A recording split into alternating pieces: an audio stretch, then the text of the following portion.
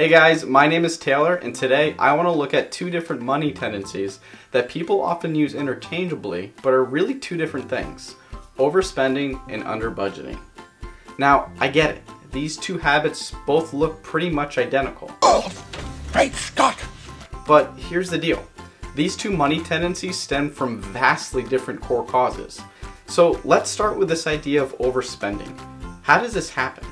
Well, most of us are familiar with conscious overspending, like when I see that I only have $5 left in my Taylor Qube for my obsession with phones and gizmos. So I move money from my yearly savings goal cube, or, my family fun cube. But to be fair, I always return these obsessions, and that's probably a story for another video. But anyways, why does this all happen? Well, sometimes it just happens due to a conscious overlooking of the budget, while other times we might react to an impulse to buy something that we really don't need. We aren't defenseless against this though. We just need to consult the budget first before spending money to see if we have enough. We need to be proactive. See what I did there?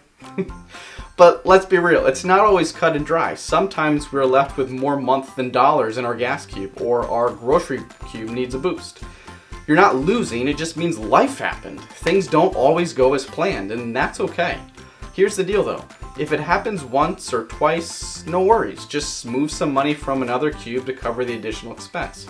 But if this is happening every month, then chances are you're under budgeting. For instance, if you're feeding two growing kiddos like me and budget $150 a week for groceries, but always end up spending at least like $200, and yet the fridge looks like it got Maria Kondo'd after like 4 days, you're not overspending. Your budget may be trying to tell you something like your boys are growing and they need more food.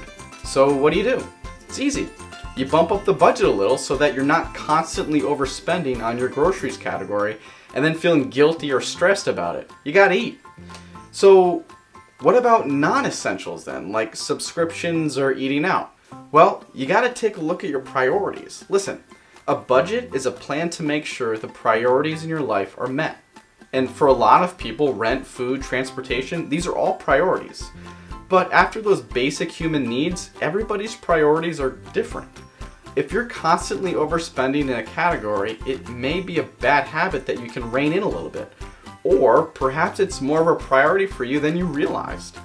That's why revisiting your budget is always a good thing. It allows you to examine where you're spending to ensure that your budget still aligns with your life goals and priorities. So, next time you notice yourself overspending in a specific area of your budget, look and see if your budget is trying to reveal something to you that you didn't realize. Luckily, Qube Money makes budgeting super easy, fun, and stress-free. And if you haven't already, take a look at some of our getting started guides on this channel. Alright guys, that is it for now. If you haven't already, be sure to subscribe. Happy cubing, and I'll see you next time. Thanks.